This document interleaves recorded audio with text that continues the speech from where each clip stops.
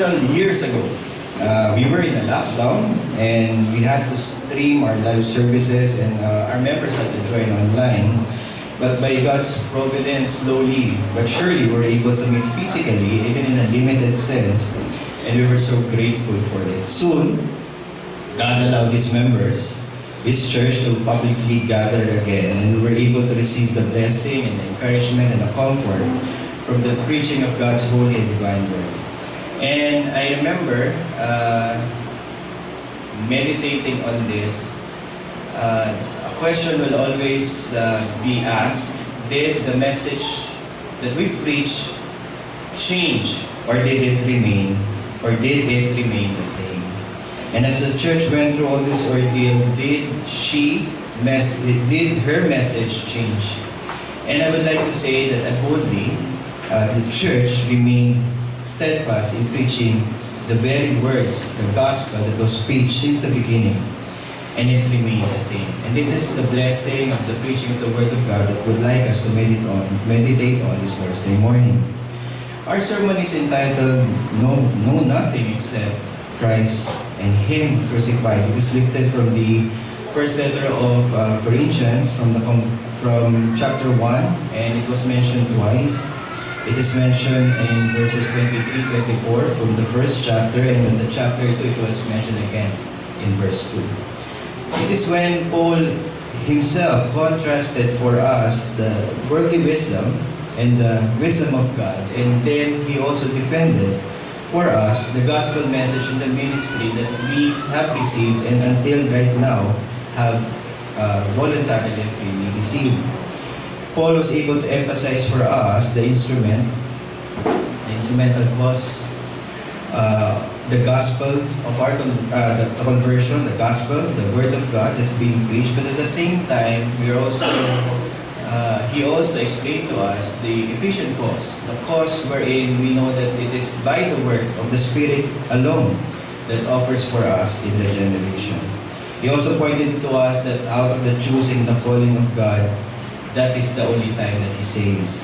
And He explains the humble nature of the message that we until now preach, and the fruit of the ministry that God grants to those who are charged to preach the gospel. Now, our main text will be lifted from verses 26 to 31, but I will take the previous section from verses 18 to 25 as my first sermon point. The first point concludes for us that Christ is the power and the wisdom of God. And we will learn how God opposes the proud, but at the same time gives grace to the humble. God demonstrated His wisdom, the power, His wisdom and power through what?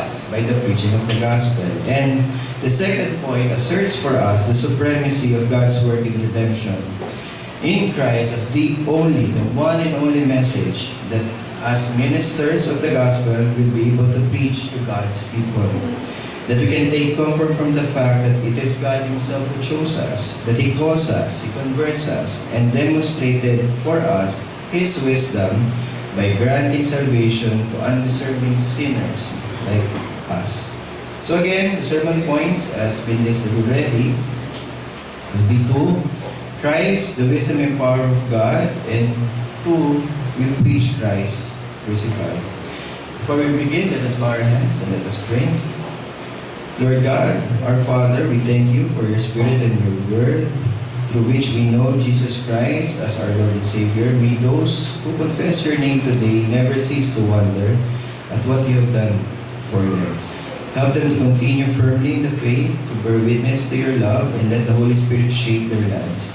Take them, Good Shepherd, into Your care, that they may loyally endure opposition that they will be facing as they serve You. May we, with Your children, live together in the joy and the power of Your Holy Spirit. We ask this, Lord Jesus, in the hope of Your second coming. Amen. So let us focus on the first point. Christ is the wisdom and the power of God, from verses 18 to 25. At this point, Paul addresses the creeping problem in the Corinthian church, which is what? Division. The leaders are claiming the following from its members. So at this point of the letter, Paul wants us to receive the wisdom about the matter because, as we all know, during this period, the church is composed mainly of Greeks, and they were converted. And they were settling disputed matters, or mga bagay na pwede nilang pag-diskusyonan, pwede nilang mag-dispute, pero they are using worldly wisdom. And sa philosophy, ang meaning ng word is Sophia, so it is the love of wisdom, or philosophers, love of wisdom. So the Christians in Corinth need to put off worldly wisdom. The way they conduct themselves must be in accordance to the gospel. And they must put on naman the wisdom that comes from the very person of our Lord Jesus Christ. And yet we know from verse 11, so I think simulan niyo na ito, no? So from Chloe's report, he gives a report to Paul that there have been quarreling among the leaders and the members of the church, among themselves. The kind of wisdom they continue to utilize still comes from fleshly desire and worldly motivation. So pwede pala yun, no? Pwede pala na isang church, as they transition to maturity, they still are being motivated from fleshly desires. Yes, it's possible because we have to understand that sanctification is progressive. It will progress. So, as they progress, they need to learn how to mortify their own sins. That's why, as a result, as often as it happens also, they were able to group themselves into parties. Verse 12 state that each group claims now to follow specific ringleaders. So parang naging G12 na, meron silang mga parang cell group leader. Itong leader nila ay si Paul, listed in the verses, and verse 12, si Paul, Apollos, Cephas meaning Peter, and ironically, some have claimed Christ. You don't follow any of you follow Christ. So they have grouped themselves into several factions within the Corinthian church. That's why Paul exhorts them to keep the bonds of unity among themselves, and he does so by giving this in exhortation and encouragement. So as Paul as their apostle centers on the main issue and imparts for them the wisdom that comes from God Himself. That's why in verse 18 he stated this wisdom to embrace the antithesis from the wisdom of this world. Paul's assertion was this: for the word of the cross is a folly to those who are perishing, but to us who are being saved by it, it is the power of God. It is simply saying that you do not have to look at the leaders in order to see the effect of the preaching of the gospel and the power that comes from the Spirit. You don't have to look at the leaders. You don't have to look at the ones who delivers the message. You only need to understand and to look at those who receives the message. Okay ba po yun? So yun yung naging focus dito ni Paul. Okay? The word of the cross simply means the message of the gospel contained in the preaching of the apostles. So the word of the cross is simply the saving message of the gospel of Christ. The atoning work, the saving work of Christ. It is His life, it is death, His resurrection. And Paul was able to give this full treatment on this in 1 Corinthians 15. This message, or the logos, the content in itself is inescapably a humiliating content. Yun yung tinatry na emphasize ni Paul.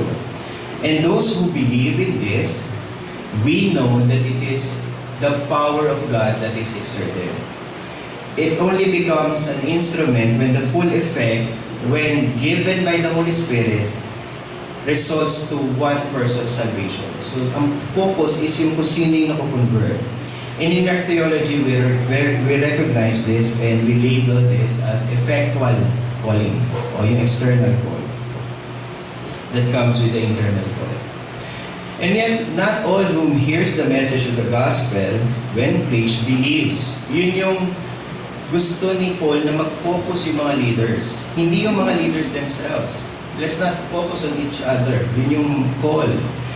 Because some will reject the gospel, and Paul identifies them as those who receives the message, yet consider it as foolishness. Minsan, hindi lang natin napapansin, but when we when we profess faith, sometimes, of course, with much understanding ang requirement, but most of the time hindi. Ang nangyayari is you just simply hear it and then embrace it without any consideration of what it entails. So, sinasabi ni Paul, may mga tao na would hear it, accept it, but still consider it foolish. And for those who accept it as foolish, it is because primarily it doesn't fit the expectation that comes from the worldly wisdom that they are all used to. To them, the gospel is totally the opposite of what they expect wisdom should be. Rather than give them the power to exert influence, gain acceptance, praises from the world, the message of the cross remains until now a message that is considered weak and even shameful. Kaya nga, part nung sa credo is the humiliation of Christ. As you already know, has been going through the preaching in every Lord's service, or Lord's Day service in Last Vesper. So yung humiliation is part of the message. And that is why the message itself is considered not just weak, but shameful, kahiya-hiya. So, Paul wants to draw the line, distinguishing two parties lang, hindi faction among leaders. Kumbaga, wala tayong kailangang isipin kung sinong sinusundan ng mga tao as their leaders. Okay? But rather, ang tingnan natin yung two parties, regardless of whom they claim to follow. Okay? They are not dependent on the kind of leader they so admire. Instead, the division Paul laid down here is between those who are perishing and those who are being saved. Dalawa lang. Those who are perishing and those who are being saved. Minsan kasi, as leaders, we tend to elevate ourselves among our members or our congregation. We tend to think that they are believing primarily because of us. That is why Paul wants to, hindi naman put down, but put everyone in their place. And the place is we are all sinners. And we are all just simply accepting the message as it's being preached to us. And either we are included in the group of the perishing, or the ones who consider the message as foolishness, or we are considered as the one who are being saved by it. And as Paul lays down this distinction, the perishing and being saved, we understand that there are those who receive the gospel and those who receives it. And ito yung sinasabi natin na category ng mga Puritan preachers, which is very helpful in preaching, yung discriminatory preaching. We understand in every time we preach, even though that there are members already in the church, there are always sheep and goats and sheep in the congregation. So laging hindi natin pwedeng i-assume na lahat regenerate. Okay? And that's why Paul emphasized it, because there's no third category. Walang fourth category. There are only two categories. Either you are being saved by it or you're perishing for it. But in either way, there's no middle. The middle is excluded. Regardless of who you follow, kahit sino pa. Kaya I'm confident that either this church have any other leader. While it is important for the stability of the church, but more so, what we have to understand is yung mga members ba, o yung mga hearers ba, or among us, even as leaders, is this what we see as our own state? That when we preach the gospel, we preach it with discrimination, with discernment. So that's why in verse 19, Paul points out that even in the history of Israel, the saving action from God, who promised them promised salvation in the midst of siege, God promises to deliver them from their soon-to-be exiled state. That this will come to them not by the wisdom of the age, as Isaiah recorded in God's speech, saying, that's why yung kanina binasa natin, how beautiful are the feet of those who are preaching the gospel. Basically, the good news. So, dito makikita natin ang context nun is because God will, again, bring them back from exile. But how will they be brought back by exile? Will they be brought back by the wisdom that comes from their own understanding? Or from the wisdom of this age? No. They will not be saved by them. Instead, therefore, behold, I will again, sabi ni Yahweh, do wonderful things with these people, with wonder upon yonder, and all the wisdom of the wise men shall perish. So that's why yung sinabi ni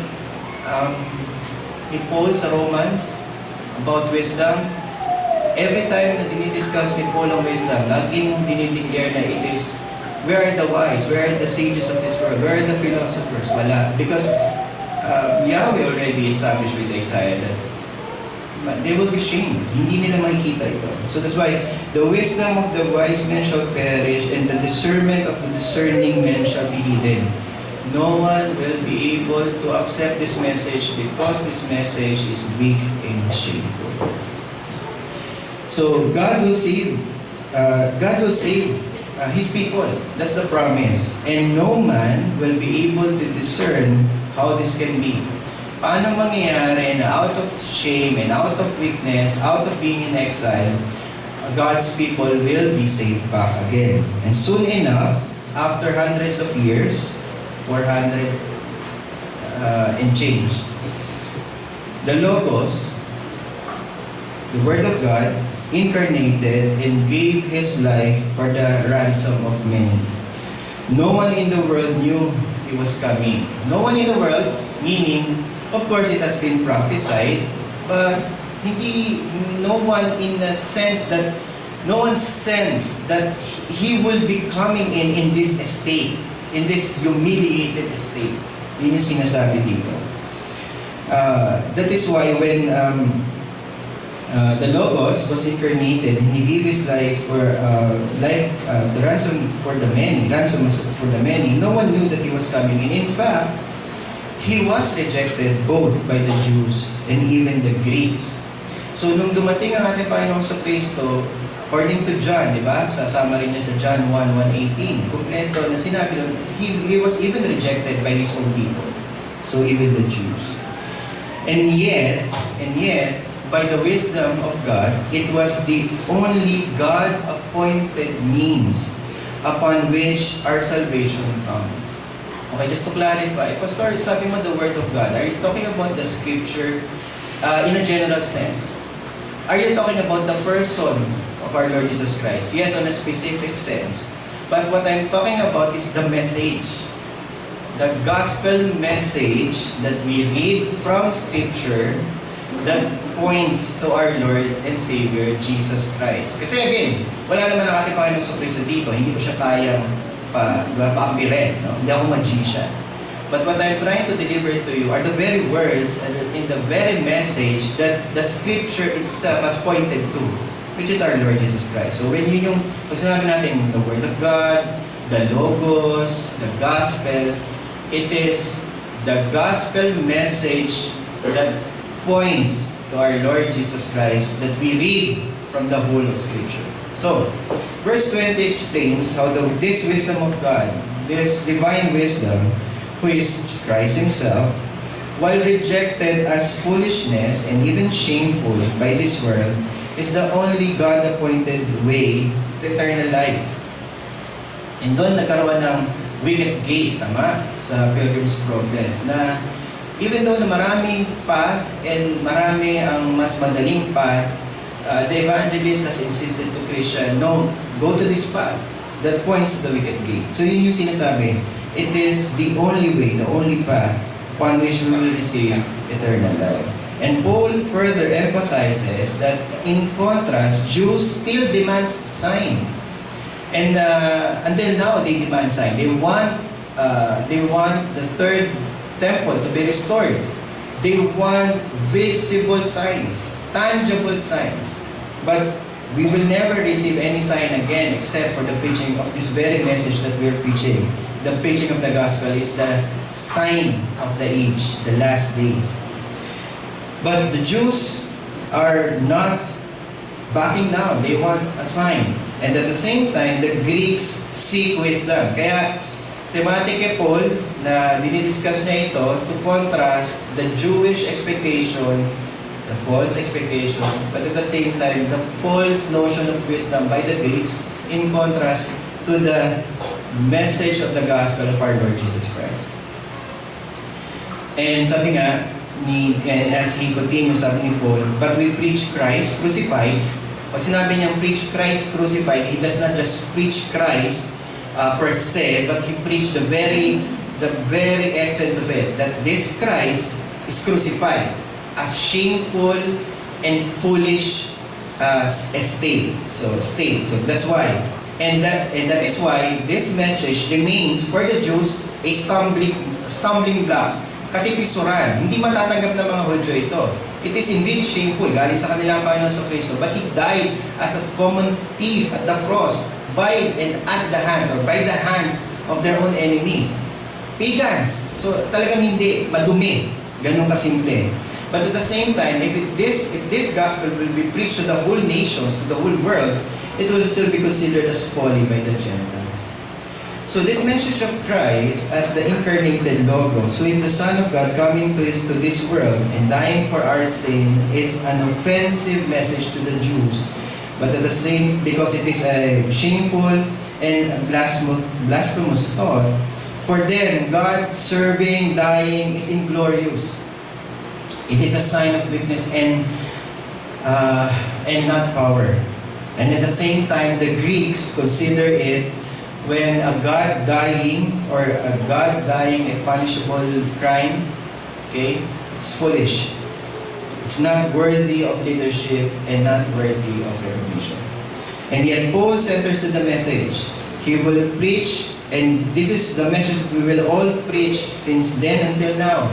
It doesn't matter kung dumaan ang pandemic, it doesn't matter kung nagkaroon tayo ng mga pagsubok along the way, it doesn't really matter. Since then until now, the same message will be preached. We preach Christ crucified, and this message that we preach comes to us in weakness and humility. It is a message that exposes our own frailty and pride. This is what Paul continues to explain in the succeeding verses, going to the second sermon point. We preach Christ crucified. So, you read it naman, mababasa niyo naman. So, we'll be focusing on verses 26-31 and chapter 2, verses 1 to 5. So, ano yung hindi kayang gawin ng worldly wisdom at power? Ang hindi kayang magawa ng worldly wisdom and power is to discern those who are being saved. Walang kakayanan ang worldly power to understand the discriminatory power of the gospel. Believers are not primarily chosen because they are powerful or even wise. And dito papasok yung so dalawa lang yung pwedeng maging result or yung kind of receivers of the same gospel message. Either you are perishing or you are being saved through it. However, yung estate ng mga tao na magre-receive ng message ng mga masisave, and dito papasok yung, hindi ko rin actually maintindihan yun. In all intent and purposes, how come mas marami ang naliligtas sa mga grupo ng mga tao ng mga may hina at mga may hirap? Actually, kaya contradictory sa akin yung dating sinasabi na dapat ang target market natin sa church is yung mga mayayaman. Dapat pupunta tayo sa mga subdivision sa Ayala, Alabang, or pupunta tayo sa sa Dasmariñas Village. Kasi that's where the wisdom. Ang lumalabas, based sa sinasabi ni Paul, yung mga believers na mga maniniwala, marami sa kanila hindi matataas at hindi mayayaman at hindi makapangyarihan. Marami sa kanila. We have to thank God for this because it is indeed a work of mercy and grace. Because of this matter, despite of the fact that they are poor and lowly, God still chooses them and God still calls them.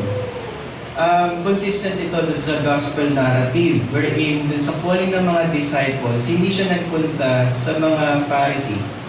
Although may mga naniwala mo din, like si Joseph from Arimathea, possible na meron, kasi meron din namang si Claudia, meron din sa position of government. Pero kapansin-pansin na ang pinuntahan niya ay mga mangingisda. Kaya pagka yung instinct na bakit pupunta ka kay Panginoon sa Kristo sa mga mangingisda, lalo na ang pinaka-epitome si Pedro. Wala namang nalaman si Pedro sa pangaral ng salita ng Diyos, hindi nga niya yung pinapangarap sa buhay. So paano nangyari? And it was intentional. Kasi alam mo na ang flow ng narrative, hindi sila ang pumili kay Jesus. Si Jesus ang pumili sa kanila. So there was much intentionality on the part of our Lord Jesus Christ to call those who are considered weak, considered lowly. Okay?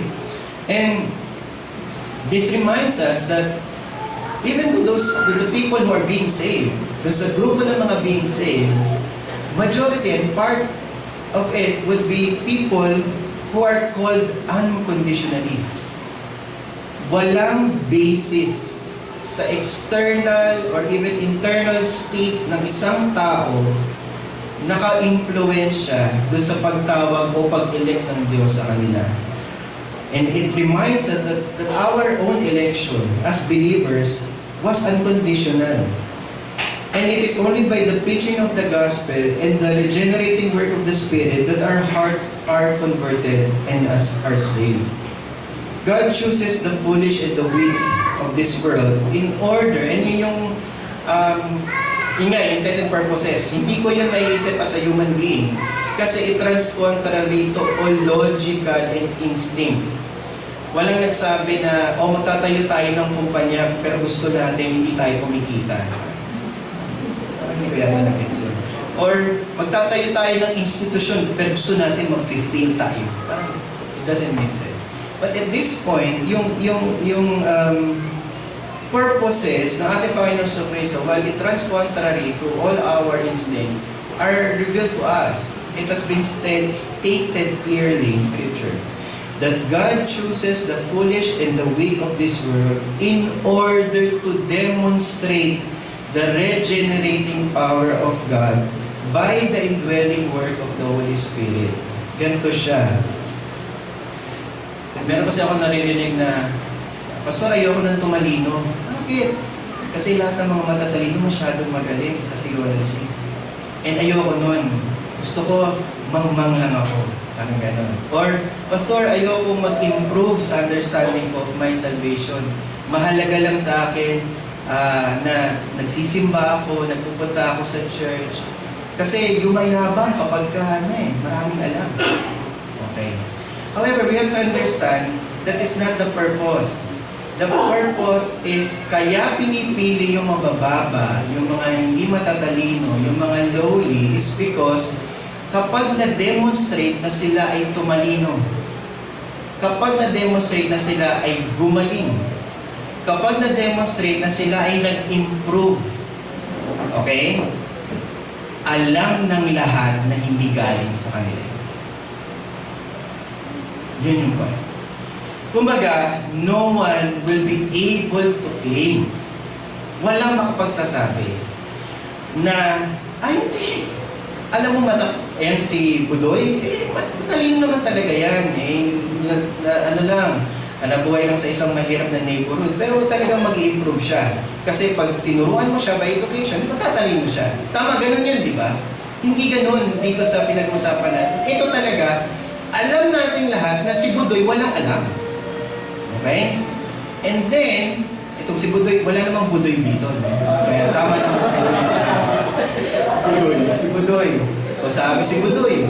Itong si Budoy, alam natin wala siyang alam. And then, all of a sudden, naging mananampalataya siya. All of a sudden, wala naman. Yun yung misteryo ng Ebanghelyo Si Budoy, walang kaalam. Alam natin lahat, hindi siya matalino. Alam natin wala siyang kakayanan. Naging mananampalataya siya. Dahil naging mananampalataya siya, hindi siya nanatili sa kanyang state.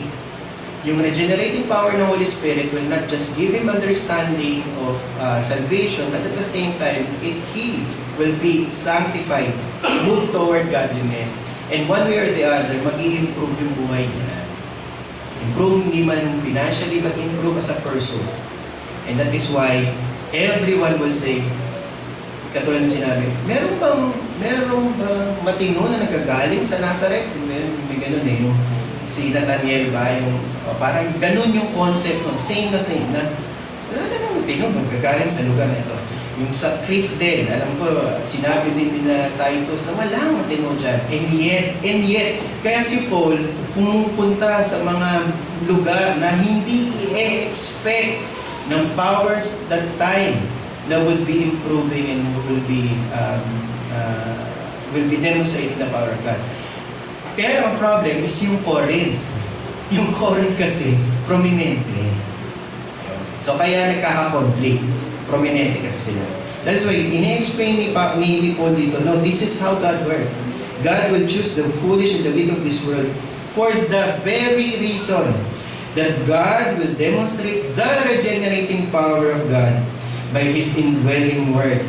It emphasizes the sovereign work of God in saving His people, that it all comes from God, all road, and because of Him, diba, you are in Christ Jesus, who became to us wisdom from God, righteousness, sanctification, and redemption. Christ and His benefits, and what are those? Regeneration, conversion, justification, sanctification, may adoption dapat dyan.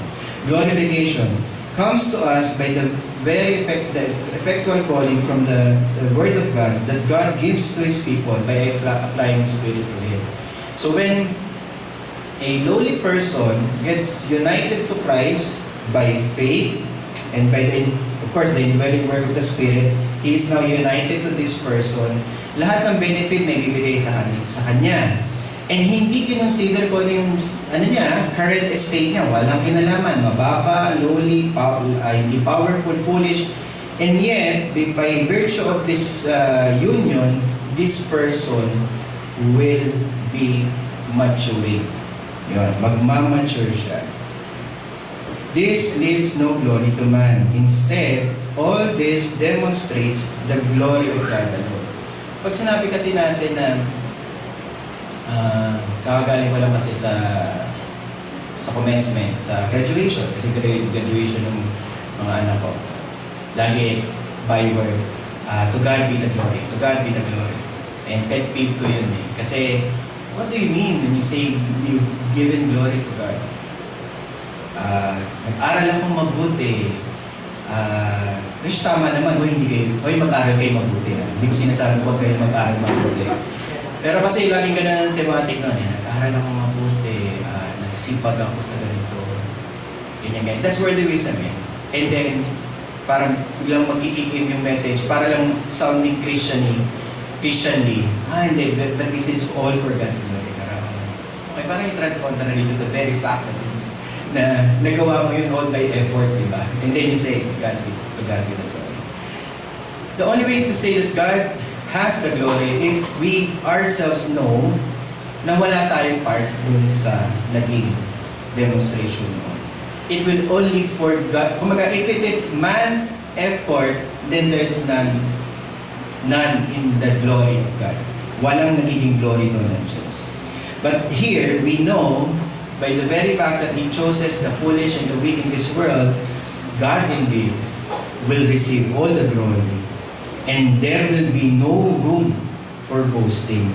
We worship and praise God in response to His grace, and that is the only evidence that the fruit of the grace of God and is demonstrated, and the glory of God is indeed present.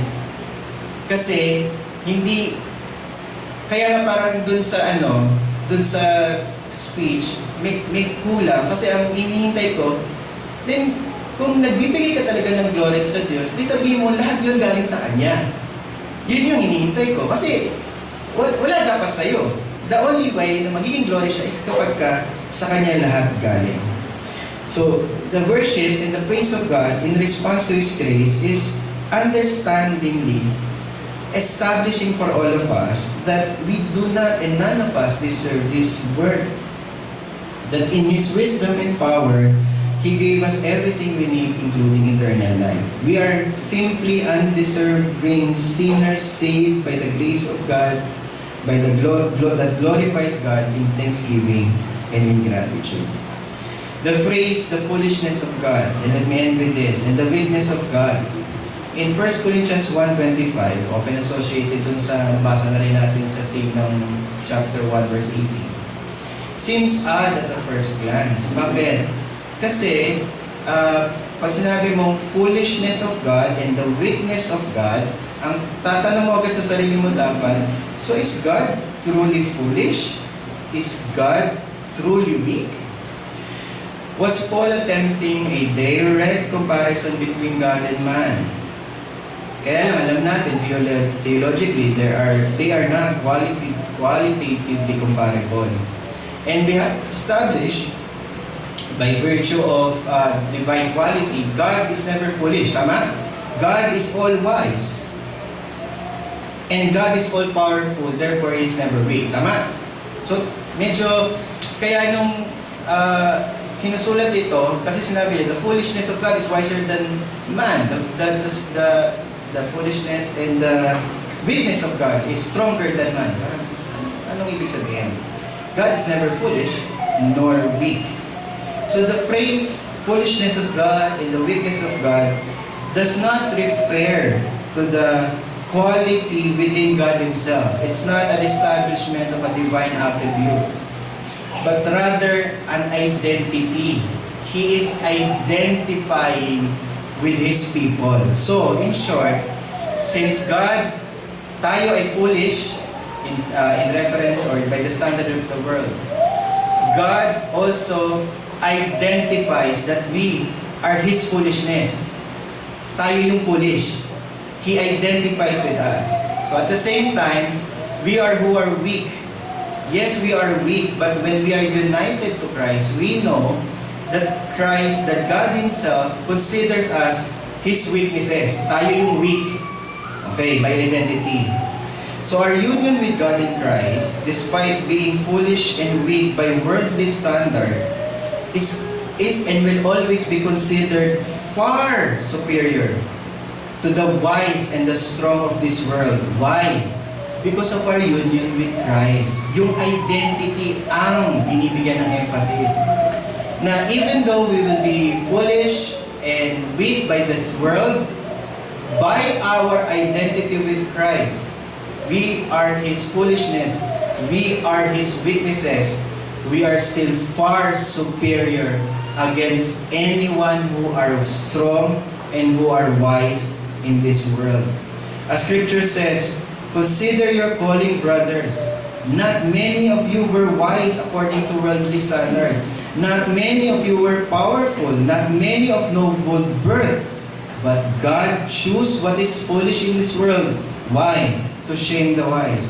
God chose what is weak in the world. Why? To shame the strong. God chose what is low and despised in this world, even things that are not, to bring nothing things that are so. Kumbaga parang to bring about something from nothing, so that no human might boast in the presence of God.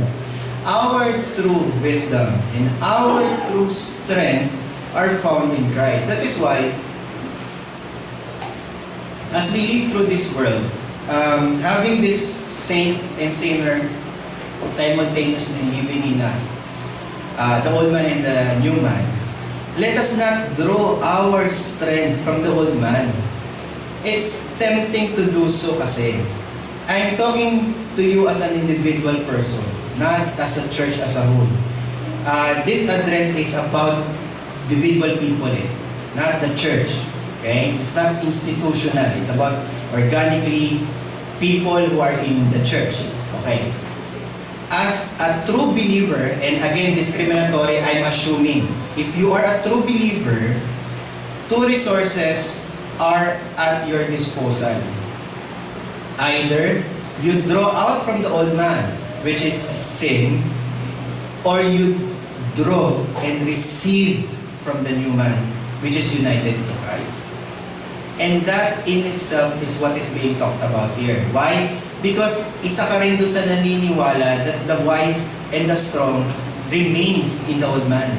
You do not recognize that the wise and the strong is in the new man, found in Christ. Kaya ine-exhort tayo ni Paul na doon tayo tumingin, na doon tayo mag-focus, doon natin i-consider yung mga sarili natin. Huwag na natin i-consider yung mga sarili natin sa dati at luma nating pagkatao. Ginawa mo na yun, kapatid eh. Saan ka nakarating? Wala ka namang narating eh. Puro kasalanan din naman na nangyari. At as the saying goes, it's the road to perdition. Tama? Yun lang din yun. So actually, walang sorpresa doon. Nagtataka nga bakit marami pa rin ang tao naglalakad doon eh. So, don't go there anymore because no strength and no true wisdom is found there. True strength and true wisdom is found in our Lord Jesus Christ. You who are found in Him can draw out from and receive from Christ everything that are superior in Him. That while we may appear lowly compared to others, we are far superior in Him. All this comes from God so that no one can boast. Which is why, hindi rin pwedeng walang buhay panalangin. Ang reason kung bakit nagmamature ang isang believer is primarily, yung lahat ng fleshly desire, hindi niya yung pinapanalangin. Kasi it comes out naturally. Tama? Lahat ng fleshly desire, lahat ng fleshly strength, lahat ng fleshly wisdom, it all goes into you as if it's very, very natural. Ang hindi naturalante o naturalente is yung magdo-draw out ka ng strength and wisdom from our Lord Jesus Christ. Why? Because it requires prayer. Prayer is the appointed means for this appointed end. Christ wants us to ask for it. So, kapag meron ka bukas na tatrabahuhin, meron ka na namang haharapin na kung ano man ang mga dilubyo sa buhay na pwedeng iba to sa'yo na sa ligotang ito, ang final reckoning is hindi yun yung ito na naman tayo, gagawin ko na naman yung kailangan mong gawin. Hindi. Kung gagawin mo lang yung kailangan mong gawin, that is the flesh talking. Ang kailangan mong gawin muna is ipanalangin mo yung kalakasan, ipanalangin mo yung karunungan, and you ask for it daily. Pastor, daily. Kaya nga, nagtataka ka kapag ang isang mananampalataya hindi nag-grow sa kanyang buhay Kristiyano is primarily because hindi niya yun ginagawa. Yung prayer kasi ng appointed means yan eh. So you daily ask God for the provisions of the day. Kaya pala yung sinasabi, give us this day our daily bread because that's material need, tama? But it's also give us this day our spiritual need because that's the need for the day. And you draw out from that privilege. Let us thank God that despite this world looking at us as foolish and weak, and yet we know as we ask for them, we know that God is on our side and that is enough. We possess the greatest treasure in our life. We have God. We are His foolishness. The foolishness of God. We have God. We are the weakness of God. We have God. We have Him. And that is why we can have superior strength and superior wisdom against all of this world. We have so much to give thanks for because this is the demonstration of God's grace in our life. Wisdom is grace demonstrated eh. Kaya minsan iniisip natin, Lord, paano ako magiging matalino sa harap, yung wisdom na sinasabi. Then you ask for God's grace to deliver you your daily needs. That is wisdom. That is grace. And as years goes by, we know that none of us expected na mag-grow tayo as a church, mag-grow tayo as an individual person, and yet we know that despite all these things, we have this very same message that has been preached. We have acknowledged the very same grace that we all need. We have established ourselves as sinners and yet in need of God's grace. we so undeservingly will receive. That is why we know that our message is Christ and Him crucified. So, CCRC Imos, may the Lord continue to bless us with this saving message of God's grace proclaimed in the gospel of Christ.